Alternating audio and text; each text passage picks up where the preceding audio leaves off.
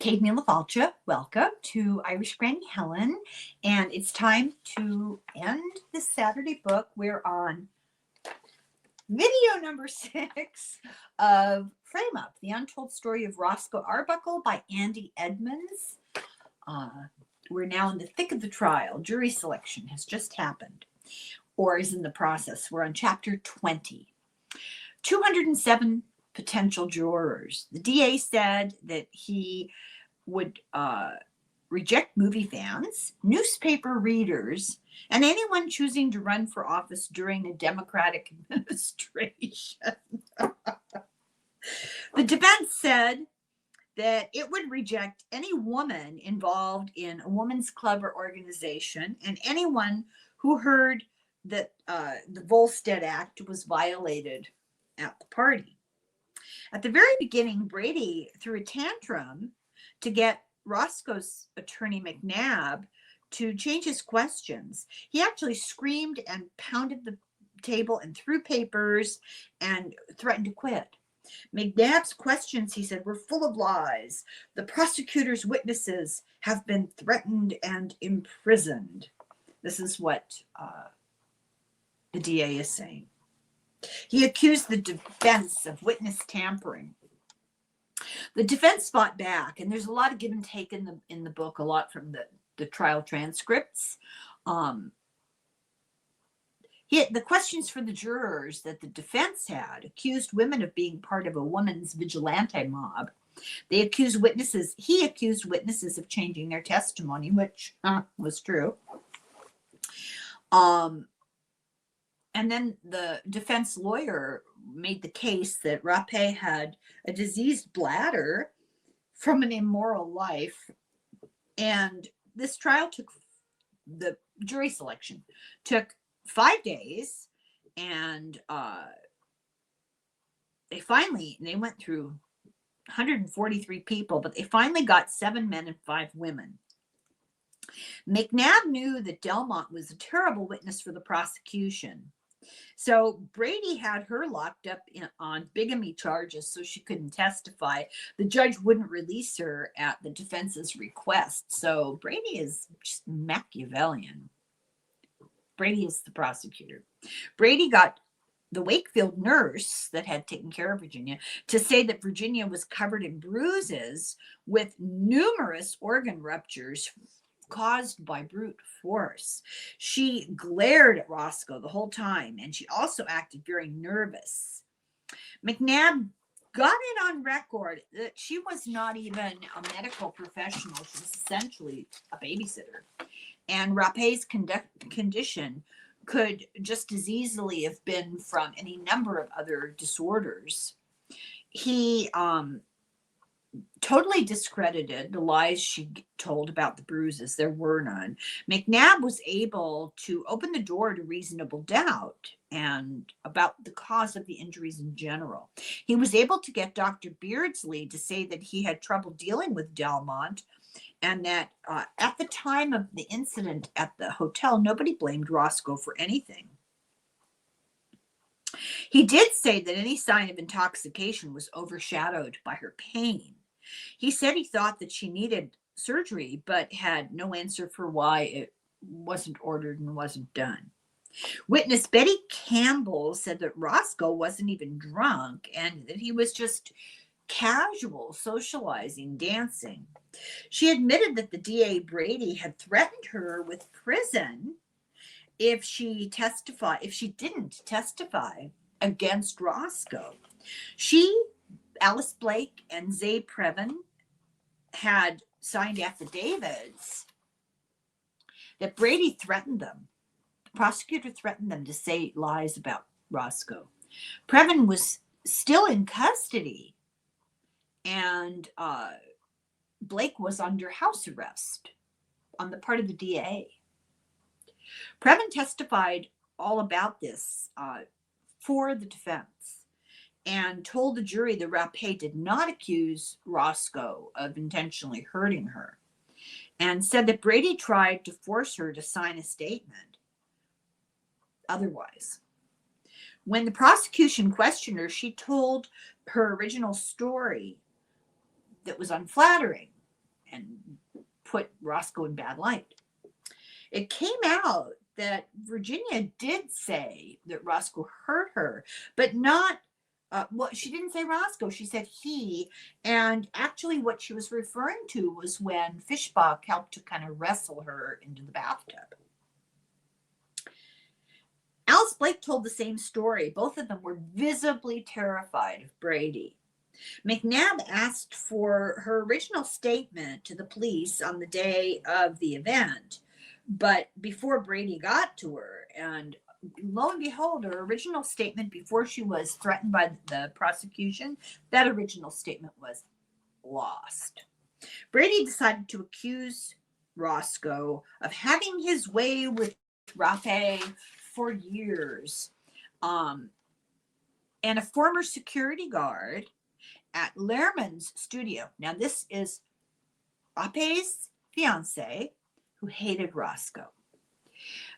The former security guard testified that Roscoe tried to pay a bribe to him to let him sneak into Virginia's dressing room, and the guard refused.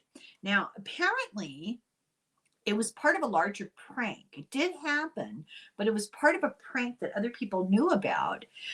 But in isolation, it didn't look good. A chambermaid told a lurid tale of this event being a drunken orgy, and the defense was only able to punch a few holes in it, because if you're willing to lie, you know. The fingerprint guy testified that, okay, there was some talk about this. This is the truth. That's it. My nose. Sorry. Anyway, one of the things they wanted to use as evidence against Roscoe that I didn't really talk about, I don't think I talked about it at all, is that there were sets of fingerprints on the bathroom door. One set belonged to Virginia, one set belonged to Roscoe, and they tried to make it sound like he was pinning her to the door. No. The fingerprint guy testified about this alignment of fingerprints and, you know, what they were implying. The defense expert said this was a whole tissue of lies. This is not true. Then McNabb called the maid. The room was cleaned and used for 11 days before fingerprints were ever taken. So that put an end to the testimony of the fingerprint people. Score one for the defense. November 22nd, the defense opened its arguments and said that the state miserably failed to prove its case. Now, just to give this a little context before we read the next part, I was thinking about this. I thought I would write this down. This was November of 1921. So the very earliest of the 1920s. Women had just gotten the right to vote. It came into effect in August the 18th of 1920.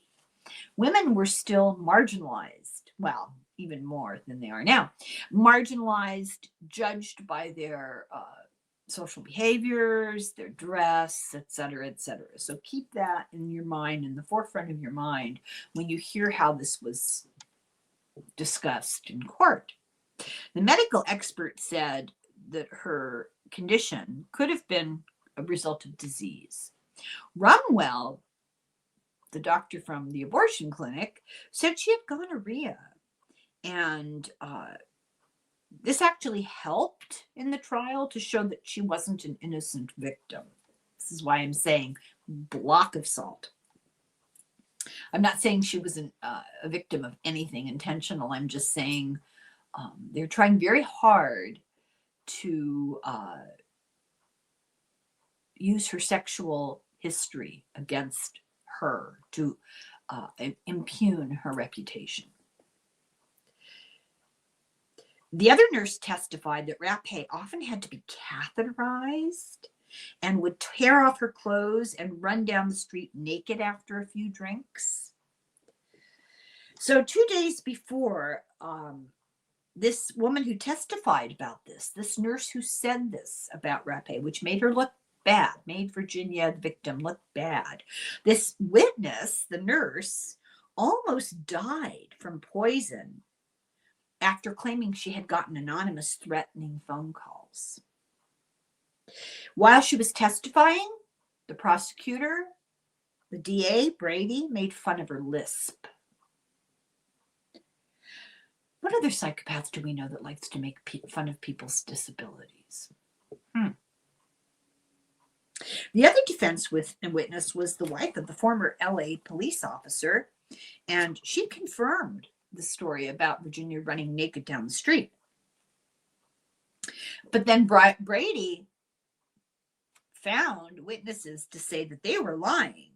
He arrested the police officer's wife on $2,000 bond.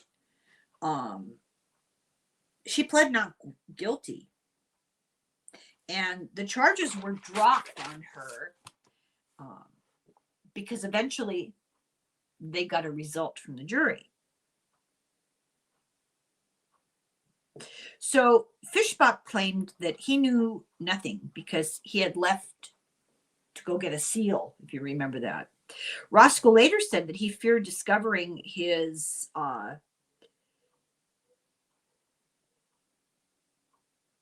he feared discovering that his suspicions that he had with Fishbach were true. Fishbach had insisted on this party, and he'd gotten the bootleg booze for the party, and he brought the phonograph for the party, and he brought the unwanted guests for the party, and then he made a hasty retreat. And Roscoe really realized at that point that something was up. On November 28th, Roscoe was the last witness. Now we're on chapter 21. He came to court looking like he had nothing to worry about. He was an actor. Brady was questioned by the judge about putting jurors under surveillance. This is before they even started talking that day. He had been following jurors and trying to bribe them, and had used 4 detectives from his department to do it. He had his detectives take these jurors out to lunch and talk loudly about Roscoe being guilty. Also, detectives were seen making too friendly and nice with one male alternate juror. So this was discussed privately in the judge's chamber, and there's no record of the outcome or if charges were filed. So Roscoe then went on the stand for 4 hours and 15 minutes. He said he did not invite Delmont, Rapé, Blake, Pevin, and Semnocker. They just all invited themselves. He needed to give Maytaub a ride to town, and so he went to change his clothes in the bathroom. And he found Rapé on the floor, throwing up, and when he walked in, she was vomiting again. He offered to help her, and she asked to lie down, but she was so weak he helped to carry her into the bedroom. And then he went back in the bathroom to get dressed. Later, after he was dressed, he checked on her and found her on the floor. And he went to the main group and asked for help. He said, "She's sick in here." She was frantic. She was on the bed tearing her own clothes off. They saw her doing this. Fishbach put her in cold bath to calm her down. That was when she said, "He's hurting me," was Fishbach. Delmont was rubbing ice on her. Roscoe picked up a piece of ice and asked, "What's the ice for?" And she said, "Leave it. I know how to take care of Virginia." She was very hostile to him. He told Delmont to shut up or he'd throw Delmont out the window, not Virginia. And he left the room. He didn't like her. He knew she was bad news. Maytaub called the hotel manager, and Delmont put a robe on Virginia. McNabb asked if he put his hand on the door over her hand. And Roscoe said, no, he didn't. He denied a conversation at the studio with the guard about a key for Rapé's dressing room, but his testimony about this day when she was in such bad shape, it kind of glossed over a few things which came out later. He had pressed ice onto her leg to see if she was faking, and he was afraid to mention it in court because it sounded weird. But he'd been told by his mother that if you ever see somebody who's fainting and you suspect they might be faking it, put a piece of ice on their leg and they won't be able to take it. He didn't mention any alcohol, and he did say the party was sedate. Well, it wasn't a 3-day orgy. It was an afternoon, but okay. The assistant DA, Leo Friedman, attacked him, twisted facts, hammered unimportant things, repeated himself over and over about the wrong things, and it was bad.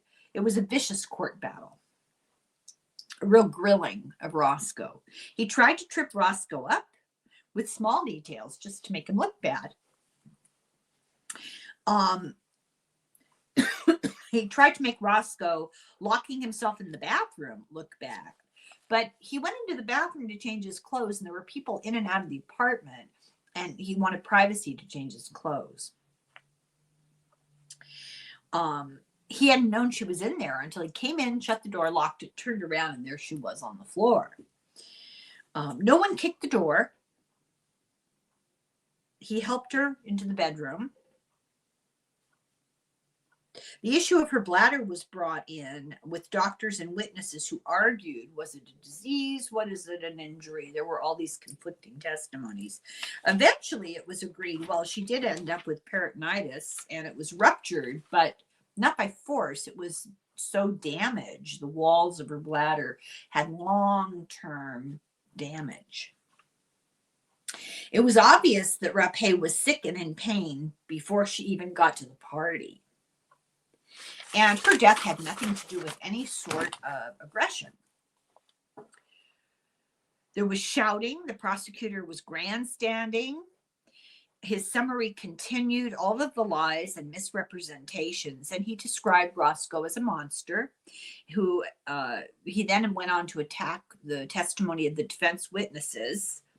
His summary went on so long, the defense was only left with a half an hour before the end of the day. McNabb was calm, careful, the opposite of the prosecutor. He asked, why didn't Delmont testify? Just asking. And he stressed Virginia's really poor health over a long period of time. And he stressed how Roscoe was only trying to help. Then he talked about witness intimidation, the conspiracy against Arbuckle, and he says this is a shame on San Francisco. The prosecutor then closed with the words that the party was a Babylonian feast. No woman is safe on the streets, that womanhood is not a plaything. So the verdict that night came after, it didn't come that night. It came after 41 hours, and they had a deadlock with 11-1 for acquittal. One juror, a woman, absolutely refused. She was hopelessly deadlocked, they said, after 22 votes. The juror claimed that she was threatened. She claimed she knew that he was guilty from the time he was arrested. So was she working with the DA? Was she let on the jury? So this first trial took 11 days. The bill for the jury for food and hotel was $2,389. The studio bill was even bigger. Now, chapter 22. Roscoe was distressed by a hung jury. He was crying and staring at the wall and sitting and drinking heavily. It was like a shell-shocked vet. To Minta, he said, we proved I had nothing to do with it. No crime was committed. Why did they hate me? And because of the lies that were pushed heavily in the Hearst publications, there was still great public suspicion of him.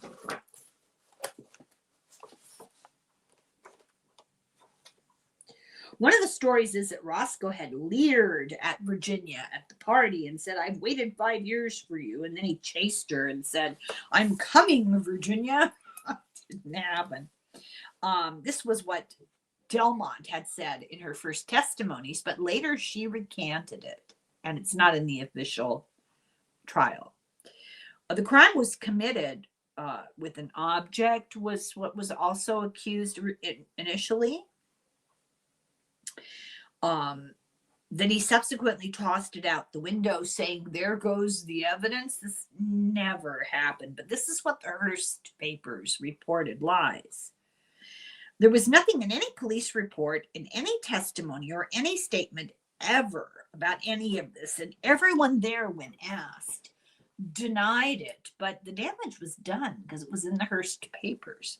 Meanwhile, their studios were in a battle with the LA City Council over the morality thing. The council wanted the power to control the industry with censorship.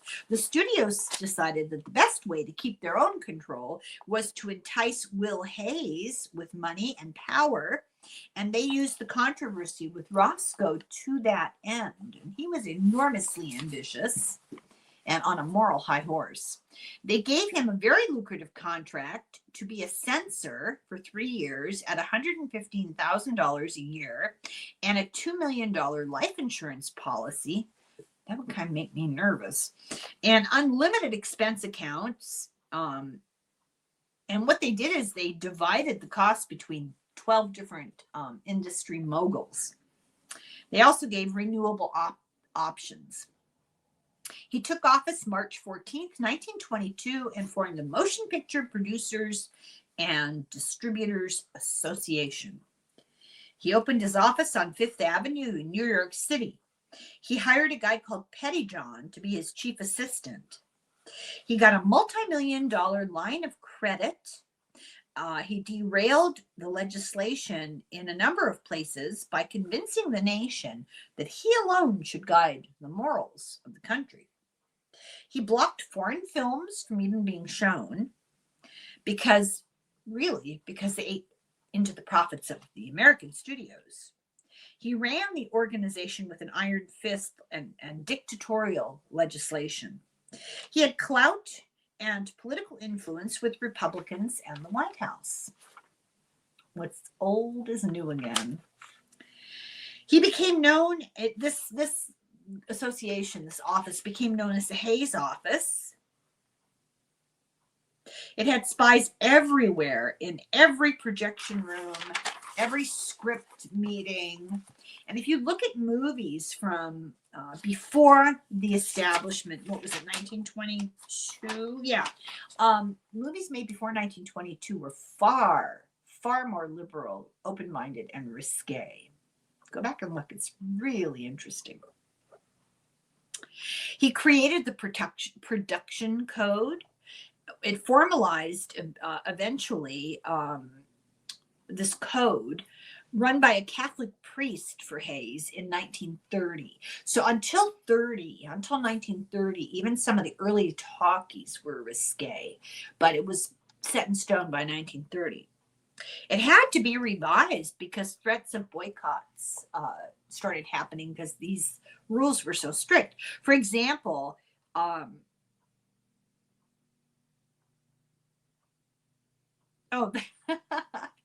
it limited, this is hilarious, it limited the number of udders that could be shown on a cow, and it limited the length of a kiss. Hayes was a big hero to the conservative Christian religious groups, and he made personal appearances for a huge fee. He ordered theaters to run his filmed speeches between the cartoon and the feature film. People couldn't come late and miss it. The industry thought that they would create and control him to fix their wounded image, but they had set loose a power-hungry monster. Many Democrats were outraged that someone so power-hungry should be dictating morality to the nation. He resigned from the post office because, remember, he was the post office general, like Louis DeJoy, postmaster, like Louis DeJoy. He resigned from the post office to run the Hayes office, and immediately his bizarre reforms of the post office were dropped. And we talked about that in the last video. He watched the second Roscoe trial. Jury selection took 6 days. It was almost impossible to find anybody who wasn't aware of what was going on at this point. The trial was a disaster for both sides. There were accusations of witness tampering, hostile witnesses, experts recanting, forged fingerprints. The defense was heavily attacked. The defense did heavily attack Rapé's character and her past, but Roscoe did not testify this time. After 44 hours and 13 votes, once again, they were hopelessly deadlocked. This time, it flipped. It was 10 to convict and 2 to acquit. While the second trial was underway, February 2nd, 1922, director William Desmond Taylor was murdered. And this is such a story we'll have to cover it one of these days. The prime suspects were Mabel Normand, remember her, of Mabel and Fatty fame, Mary Miles Minter, the child star, and her mother, the dragon. It was a gigantic mess of a case. There were rumors of drug use. Taylor's sexuality was taken into question. Rumors of love triangles. Huge black eyes for the studios of Paramount and of Zucker. Then heartthrob Wallace Reed was in rehab for drug addiction. And in a year, he was dead. This is a very sad story. He, as I mentioned this before, I'm going to mention it again because I find this story particularly poignant. He was a very handsome young man, and he did all his own stunts. And he got injured doing a stunt because Zucker would not put up with him taking the day off to let it heal or anything. He was in extreme pain. It became a permanent issue. And the studio doctor was called in to drug him up so he could continue filming. And this went on for the length of the filming that was left, which was several weeks. And by the time they were done with this movie, he was addicted to morphine.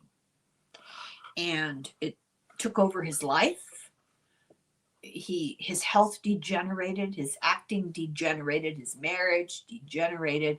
He went into a rehab facility and they put him through withdrawal cold turkey, and he died.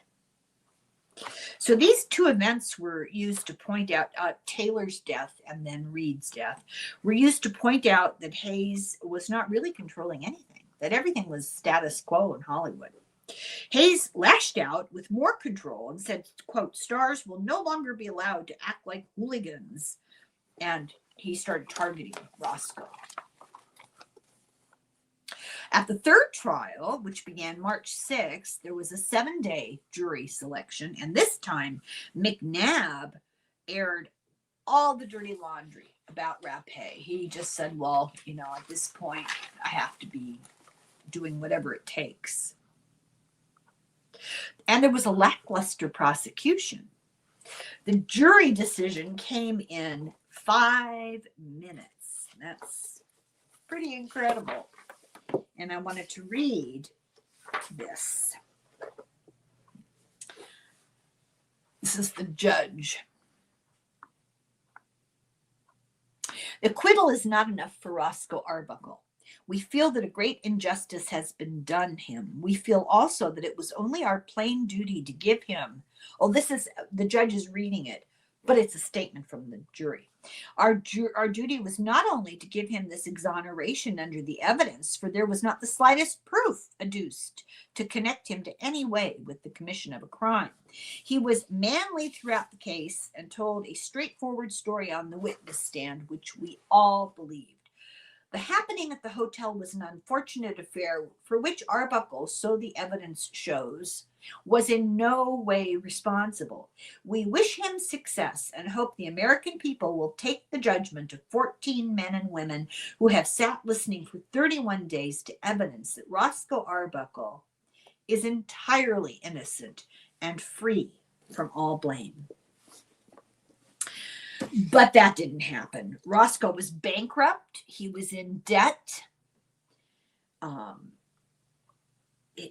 This trial had cost him $750,000. The defense, 3 trials put together, which he borrowed from friends. He mortgaged his house. He sold all of his cars and all of his investment properties and his furniture. And over the next few years, he did repay all of his friends. He was called to court to answer the charges of the Volstead Act, bootleg, but the feds felt that he'd gone through enough and they just fined him $850. The IRS demanded $100,000 and attacked his estate and got a government order to take his wages while he was working. Meanwhile, Zucker and Hayes were preparing to make him a sacrificial lamb.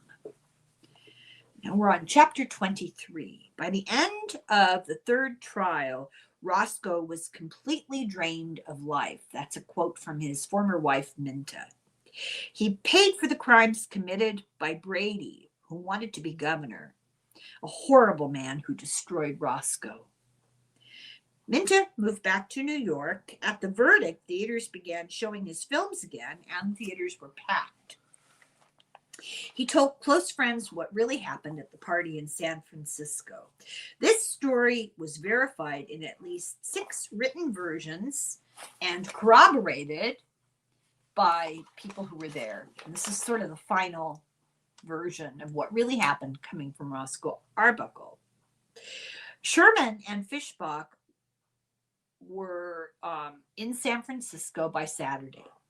On Sunday,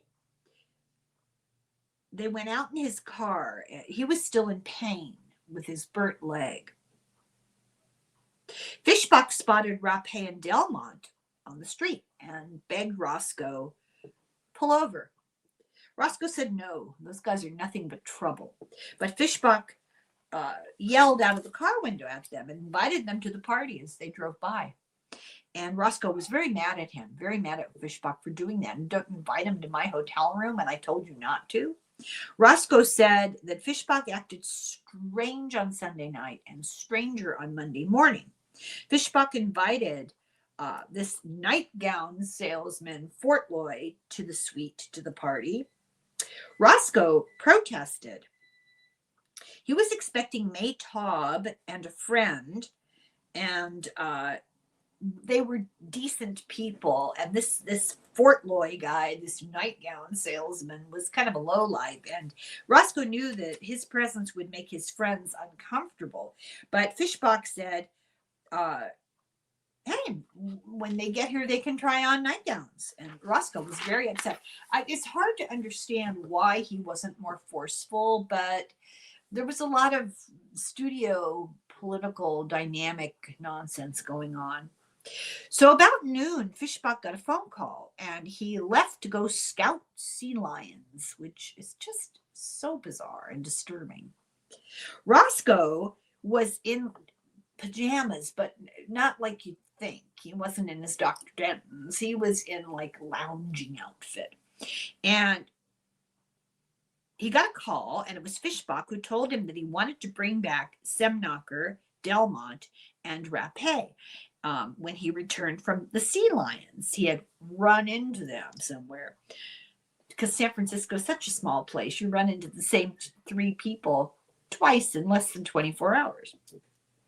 Roscoe gave an emphatic no. He knew that Rapé was a prostitute and would get them all thrown out by the hotel management. Just if she was there, that would be it. She was well known.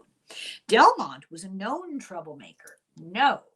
And Fishbach said, it's too late. I already invited them. I can't be rude. And Roscoe hung up. He was very angry. 15 minutes later, Fishbach called from the lobby and said they were there, and Roscoe again said no, and Fishbach again said, I can't be rude. Roscoe was backed into a corner and decided to let them come up briefly, and then he would get rid of them as quickly as he could. Semnarker, Delmont, and Rappe came in, but not Fishbach. He was still scouting sea lions. He had been in the lobby 2 minutes ago, so very, dare I say, fishy. The immediate arrival of a bootlegger with a ton of booze and a Victrola followed on their heels. Rappe said she had ordered it, and later it was discovered from talking to the people who provided it that Fishbach had ordered it. Sherman and Delmont were alone in a bedroom and for a long while. And more guests arrived. Everybody had been drinking. And so it was exuberant, but not the orgy it was sometimes described as being. Rappe did high kicks, and Roscoe was doing high kicks. Everybody was trying to, oh, look how high I can kick my leg. And he re-injured the burn. And then, this is weird. This is what he said happened. He was ticklish. Everybody knew he was extremely ticklish, and they used to torture him by ganging up on him and tickling. It was well known. And Virginia started tickling him. And he went like this and raised his knee, to get away from her, and accidentally hit her in the abdomen. And lots of witnesses saw this. And she screamed, like really out of proportion to the movement that he made. And she started bleeding, and she ran into the bathroom. Now, this sounds weird until you realize what the real story was. It happened like this, but why she screamed and why she bled and why she ran into the bathroom and started vomiting, there's a story. So the rest of the story was the same as was told in court. After a while, she disappeared into the bathroom and everybody was still high kicking or whatever it was. He went in to change because he was going out in the car to give Maytaub a ride, I think it was. And he walked in, shut the door, locked it, and went, oh my God, she's on the floor throwing up. And many witnesses knew that she had come to San Francisco for an abortion and had just had it. She came from the procedure to the party. And she had a history of severe internal problems to begin with. So this was the real reason for Delmont calling Rumwell when Virginia was in such bad shape. He or one of his partners had done the surgery, and Delmont had helped to arrange it. And this is why the autopsy was done behind everybody's back, and all the evidence from the autopsy was lost. So although Roscoe inadvertently contributed to her problem, the real culprit was Rumwell. He'd done a hatchet job on somebody who was not constitutionally in the best of shape for the surgery. Everyone suspected that Roscoe had been set up. What happened was not the setup. The intended setup was that Delmont and Virginia would get him drunk enough to get him alone in a room and have pictures so that they could blackmail him, basically, to do what Zucker wanted him to do, get paid less. Most of the witnesses later said that they suspected Zucker was behind the whole thing, and it unintentionally became a tragedy. Zucker was out to get Roscoe because Roscoe had been paid too much. Zucker got pushed into a bidding war for Roscoe's contract, and Roscoe was getting 4 times the money that Zucker had wanted to pay. And Zucker also had to hire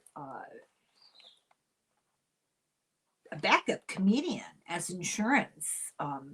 Roscoe was on the contract, but if he got sick or hurt or, God forbid something happened to him, they were committed to this string of movies. They needed somebody. So two people. And then Roscoe refused to do those public appearances on Labor Day weekend for the studio. Also, Zucker had no sense of humor because, psychopath. And he didn't like Roscoe's sense of humor and that he would throw pranks with Buster Keaton and their friends. Zucker wrote to Schenck and said that Arbuckle needs knocking down a few pegs. The rumor was that Zucker set the whole thing up with Fischbach as the guy doing the arranging. Fischbach coincidentally later got a lucrative directing deal under aliases.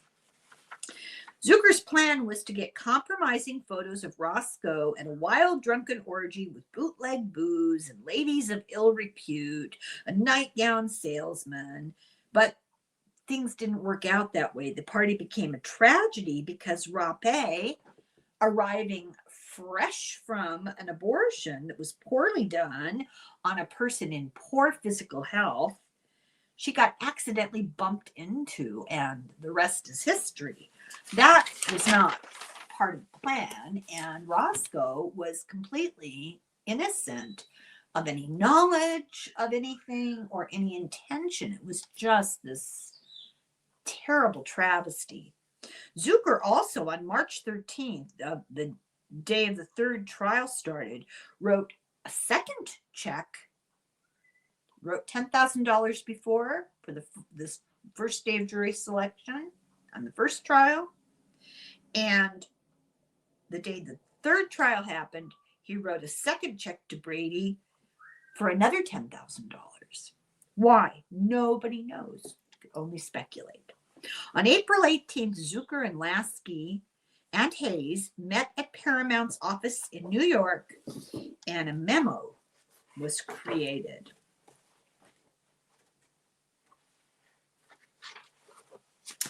And this is what it said.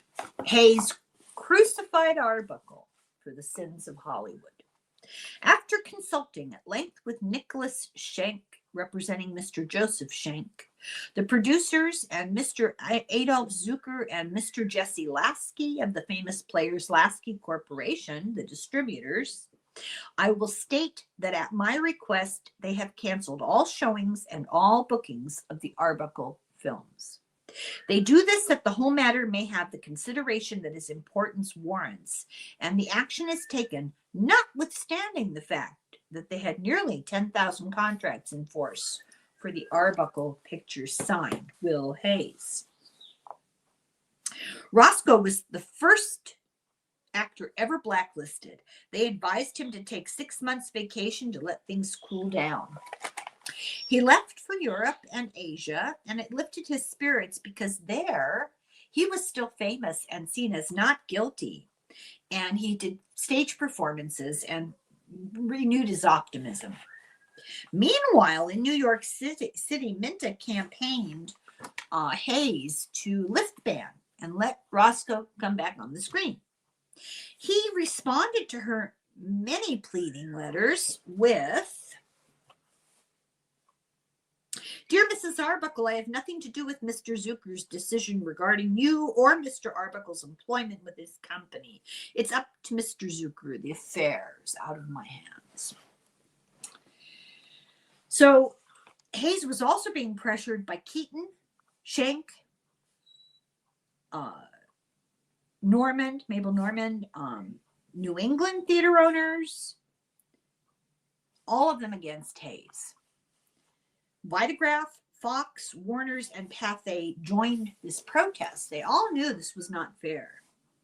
The banning, they wrote this letter to Hayes, the banning of the Arbuckle pictures in April was done wholly on your Hayes initiative, without pressure, endorsement, or support from any member of this motion picture producers and directors committee.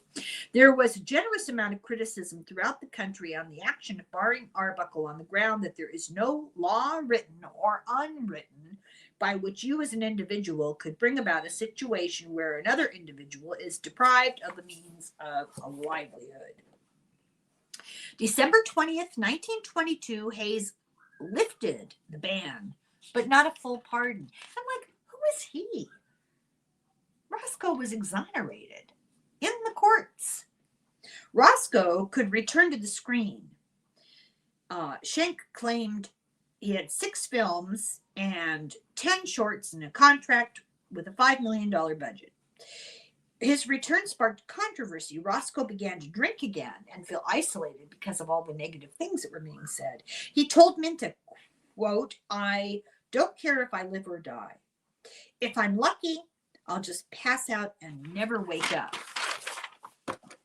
Life isn't worth living anymore. I can't take it anymore." Now, just for the sake of YouTube, these are the words of something that Roscoe Arbuckle said to his wife when he was in a very poor emotional state. Chapter 24, Roscoe issued a statement. "I am not only wholly innocent, but more than that. There is a higher law which deals with the spiritual side of mankind, and surely this Christmas time should not be the season when the voice of the Pharisee is heard in the land. No one ever saw a picture of mine that was not clean. No one ever saw a picture of mine that was not wholesome. No one will ever see a picture of mine. I claim the right of work, ever see such a picture of mine. I claim the right of work and service. The sentiment of every church on Christmas Day will be peace on earth and goodwill towards all mankind. What will be the attitude the day after Christmas to me?" He was experiencing extreme frustration. This motivated his friends to help. They finally realized what a bad mental state he was in. A telegram from Schenck is one clue that was in support. Roscoe began directing and writing comedies and often used the alias William Goodridge as a pseudonym. But Zucker didn't have the guts or care enough to hire him under his own name. Attorney McNabb financed a comedy for Roscoe to star in, but it wasn't shown in the U.S. And there's even debate, was it ever shown at all, or was it shown in Europe? Not known. There was a major ban on any public comments about or by Roscoe. Hayes continued to feel controversy about Roscoe returning, quote, "the fight over a bad boy of Hollywood" is what it was called. Wasn't through. He went out of his way to continue blackening Roscoe's reputation, and he got others to speak out against Roscoe, especially Williams Jennings Bryan,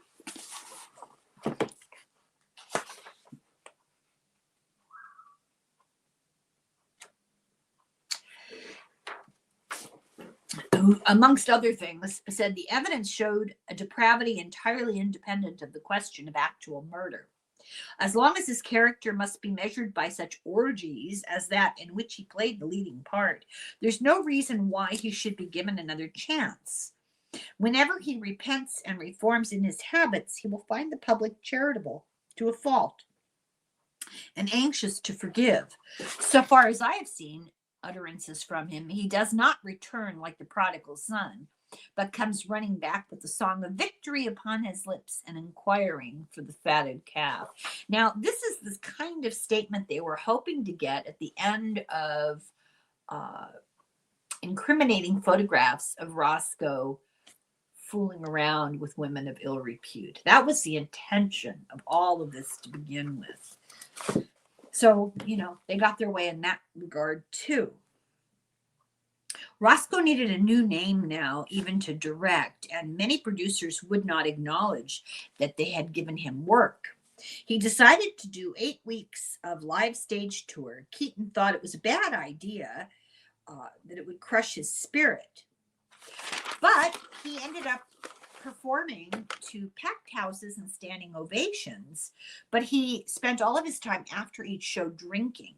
He returned to Hollywood, and the community did rally around him. He got cast in an all-star production by Paramount. He re-encountered Doris Dean. She saw him as a big-hearted and in need of love, and he saw her as a strong woman and a refuge. They became inseparable. Often they were seen out with Keaton and Norma Talmadge, his wife, the actress, his first wife. Keaton hired Roscoe to direct Sherlock Jr. Yes, I think so. Sherlock Jr. But he had to take him off the film because Roscoe's was bitter and he couldn't tell anymore what was funny and what wasn't funny. He'd lost his sense of humor. Meanwhile, he told Minta that he wanted to marry Doris, and Minta and Roscoe finally formalized their divorce amicably. Roscoe directed Al St. John, his nephew, in comedies anonymously. And then he began using the name William Goodrich, or as Keaton said, Will Be Good. The New Roscoe was the title of an article in Fan magazine. He doesn't always grin. He's always serious and he works hard. He hires old timers and doesn't court publicity. Eventually, it paid off, and he was able to earn enough to get out of debt and pay for his house. He did a 3-month contract tour with Pantages Circuit. Alexander Pantages was glad to have him back and called him the funniest man alive. He got standing ovations. He was very well received, except in Long Beach. But that was shut down, and he met up with Minta in New York, and both knew that they were good friends, that he loved Doris, and they stayed friends with Minta, and everything was good. In 1925, Minta finalized the divorce. She went to Paris for it. This was Roscoe's idea. A lot of rich people did, to avoid the scandal in the U.S. And many Americans went to France for a divorce, and Roscoe paid for the trip. Doris's parents were apprehensive about her marrying this guy because they knew all about the scandal, of course, and the Hayes office and the ban on his career and the drinking and the fact that he was well on his way to alcoholism. But Doris loved him, and the wedding was held at their house on May 16th. Buster Keaton was the best man. Imagine, your daughter goes off and gets involved with this guy that's been at the center of this gigantic morals trial, murder trial, and your daughter decides to marry him in your living room. The world's biggest comedy star and his friend, the other world's biggest comedy star. The matron of honor was Keaton's second wife, Natalie.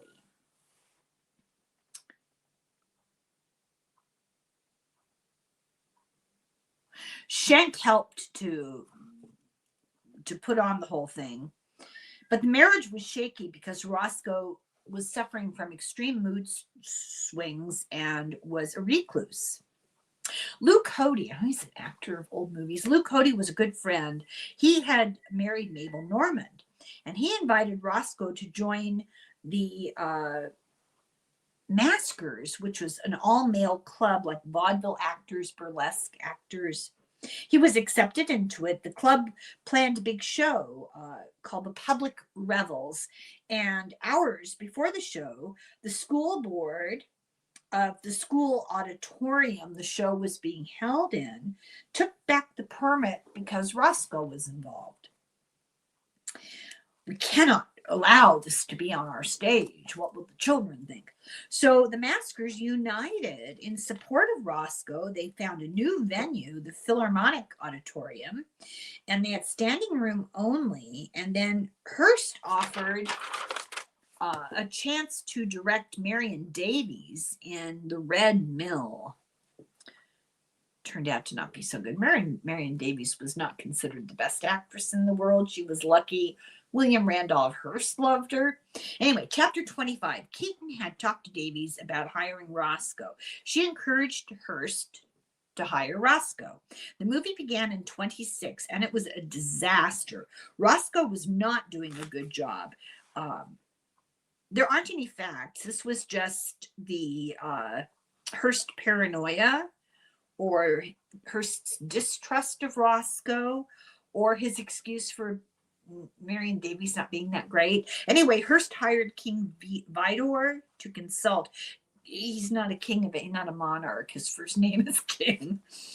Roscoe knew that he was being squeezed out. Vidor felt bad for Roscoe, but he really didn't have a choice. Contractual obligations. The industry gossip was that Roscoe was incompetent and incapable, and this was unfounded, but it spread. Schenck got him hired into a movie called Special Delivery, a movie plagued with problems, including Hayes demanding a rewrite because it involved a mail robbery. An assistant director was brought in to help Roscoe. Roscoe quit, and he began another 12-week Pantages stint on stage at $1,200 a week. He was overly generous with money, and he was also overly generous with professional help. For example, Bob Hope. He had high praise for Hope. I never mind. And he got Hope his big break into Hollywood. Roscoe opened in a play, Baby Mine, in New York City, and it was a huge hit with great reviews. He always returned to the stage. But now his marriage was on the rocks. Doris didn't blame him. She said it was the strain to rebuild his life was just overwhelming. He reinvested in real estate and businesses, including the Plantation Club, a nightclub in Culver City, which was very successful. He became the silent partner with Chaplin and I didn't know this till I read this book, in the Montecito Inn in Santa Barbara. What's fascinating. A 53-room villa hotel that they built. I had no idea. Ronald Colman owned a big estate in Santa Barbara and Montecito. Montecito is like the rich enclave attached to the outskirts of Santa Barbara and the southern outskirts. And it's really beautiful. And there's a ton. I mean, Oprah, Michael Jackson, Bishop Desmond Tutu, Julia Child, people like that own estates there, or did own estates there. Rich people go there for getaways, the San Isidro Ranch, for example. Even today, Chaplin is the only one credited for building this Montecito Inn. That's why I didn't know, because nobody knew. It was kept secret. They didn't mention Roscoe on any of the paperwork. Culver City declared the Plantation Club a public nuisance in 1930 and shut it down. Because of the Depression, he lost almost all his investment in the Montecito Inn. Next, he wrote That's My Line, a fictional script about San Francisco. His next film, Beach Pajamas, had some common themes in it,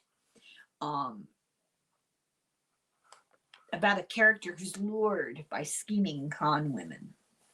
It's obvious Roscoe knew he'd been set up in San Francisco. He found his perfect match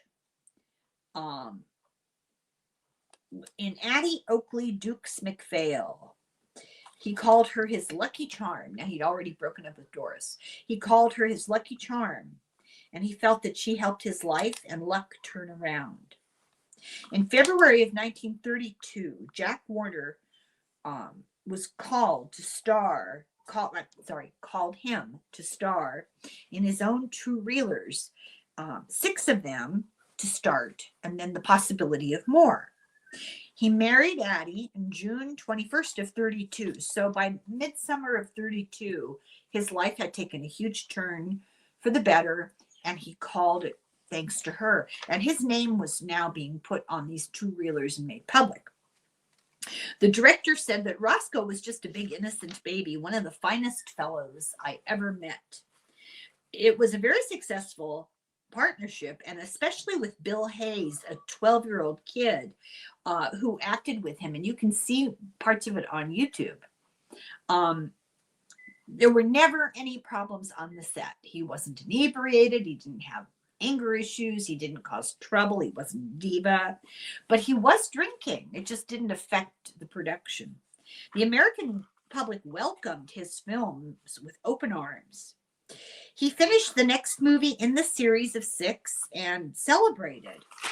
That day also happened to be his first anniversary of his wedding with Addie. He went to bed that night and died in his sleep. June 29th, 1933, he died of what was later discovered to be heart disease. His wake was held in the same place as Valentino's, and there were thousands of mourners. He was cremated at Fresh Pond Cemeteries in New York.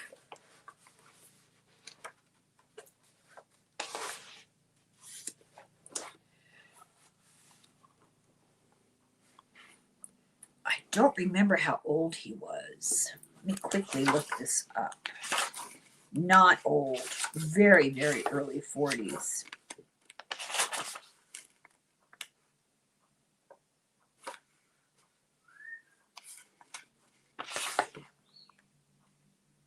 '87, 3, 13, 33.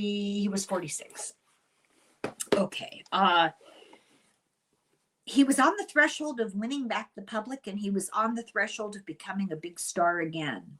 They'd been planning a 5-reel feature comedy for Roscoe when he died, and reportedly had contracts from Warner's for another series of pictures. He had also signed a contract for another vaudeville tour, which was set to open the following Monday in St. Louis.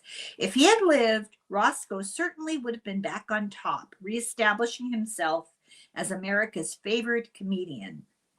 Ultimately, fate was against him. It seemed that from the very beginning, Roscoe could never shake the dark shadow that haunted his life. The end. And I just find it very sad. But go on YouTube and, well, go maybe even Turner Classic Films and find some of his movies and watch him, and watch the early silent films with Mabel Normand are wonderful. They're short and they're so innocent, and it's so interesting to see what adults did for entertainment at that period of time in American history. It was very unsophisticated. It was really interesting. And it's fun to see a lot of his movies. It's like watching a lot of the old Laurel and Hardy movies. They were filmed out in the streets of Los Angeles, and the Keystone Cops were filmed out in the streets of Los Angeles, and you get to see what LA was like, and it real different, real different. Okay, thank you very much for watching. I appreciate all 3 people who stuck with me to the end. Please check your subscriptions. They have a strange tendency of becoming unsubscribed inadvertently. Certainly, if the spirit moves you, join my membership for 99 cents. And because I do put some things behind the paywall there that might remind you of the old days when my channel was slightly different, and it might make you happy to see that. And check out my Substack. I'm putting a lot of things over there temporarily until I'm off probation. And certainly check out the pieces I've done here on YouTube about different kinds of philosophy. And it's almost time for another true crime story. So certainly follow along. Please sign up. Please subscribe. Please ask other people to subscribe. I'm trying to recoup my subscriptions after November 5th. So thank you very much for watching. I hope you enjoyed it. And Slán go fóill, sláinte.